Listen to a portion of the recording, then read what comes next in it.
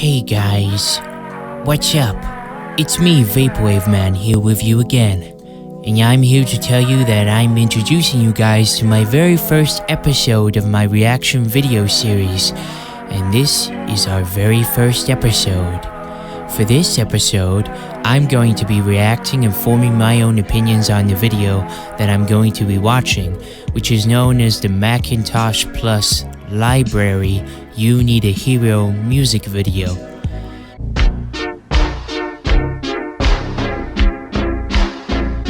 This video was uploaded on the 20th of April 2015 by the YouTube channel called Carmine Bloise. The name Blouse sounds kind of French, and I've noticed that although the guy in the video is not actually him, instead the guy in this video doing the lip sync thingy and the dancing and all that jazz on the piano is another YouTuber known as Brian Louse or Lose. It seems that Brian's continuous appearances within the Vaporwave community in various music videos such as Library and Nemesh All Night have sparked up a lot of popularity.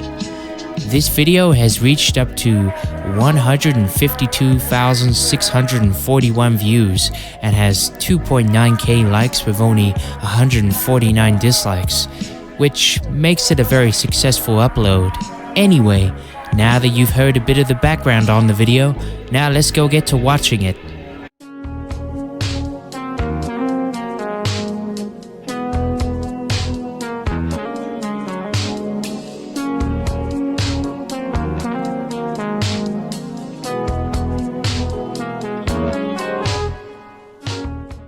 It's pretty on point with all the special effects, but the one mistake they made was having the backlight too close to the green screen, which is why the backlight can only be seen in the majority of the shots. However, on an artistic perspective, it can easily be ignored as it can appear as though the sun is out by the sea and the beach scenery.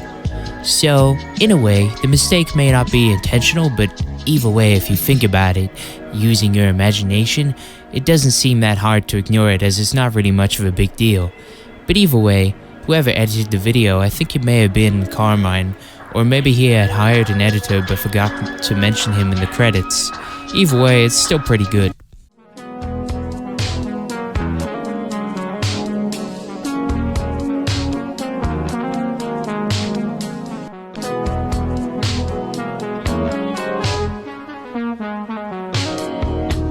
Got news for you.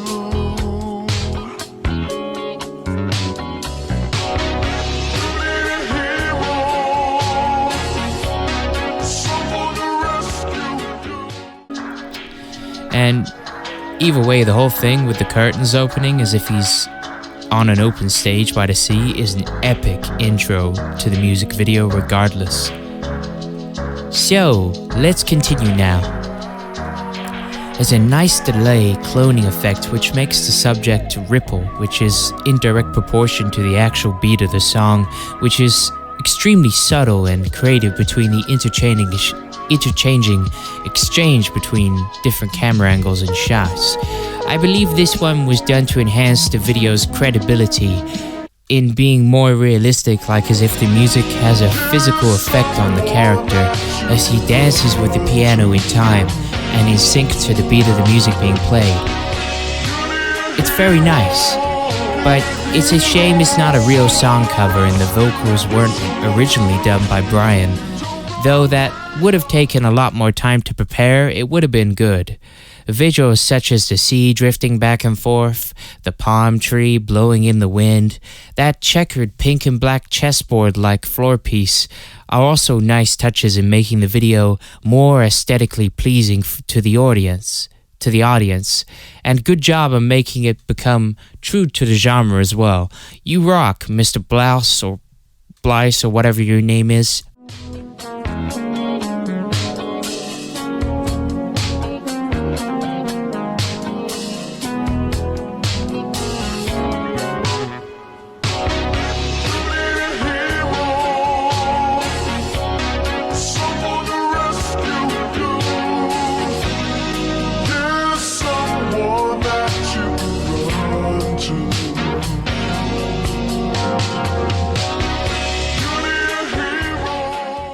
55 seconds to a minute, you can see the backlight, which is the prominent movie mistake in this video. But despite all that, if you ignore that and focus on the close-up of Brian, you can see how good of an actor he is. You can actually see the creases on his forehead of his face, his eyebrows moving up and forming into a frown. You can actually see the emotion put into his face.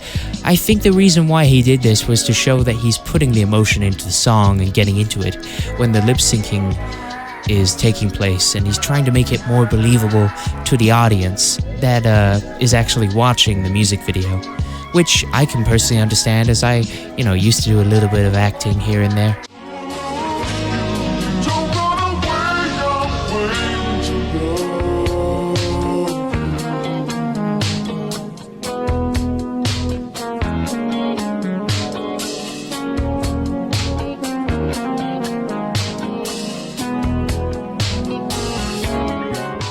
I'm 1 minute and 19 shows the piano as the fingers are actually playing the piano in this shot, where he's doing a little piano solo piece, which I found to be very entertaining, which then cuts to him pulling a weird, silly face, which adds on to another comedic effect kinda as well.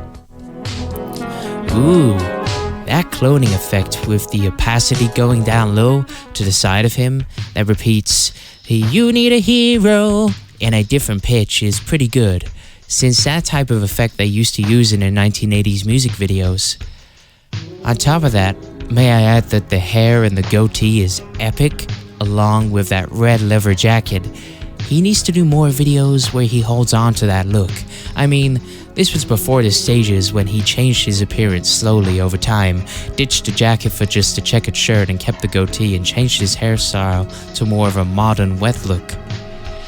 Then we get to near the end of the video where it buffers like a record is on a loop, which I think is a really cool effect that the original artist did for the song.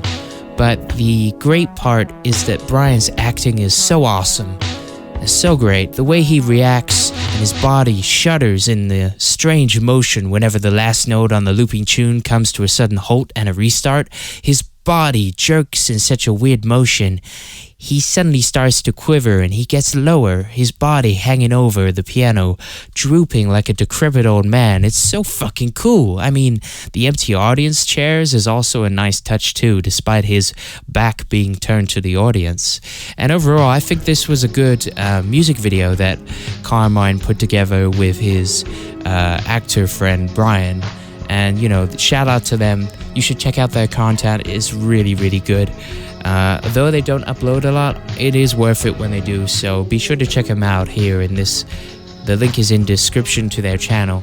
Anyways, so that was my first episode of Vaporwaveman Reacts. I really hope you like this video, and I plan on doing more in the future. Don't forget to like this video and share it with your friends, and don't forget to subscribe. Vaporwaveman away.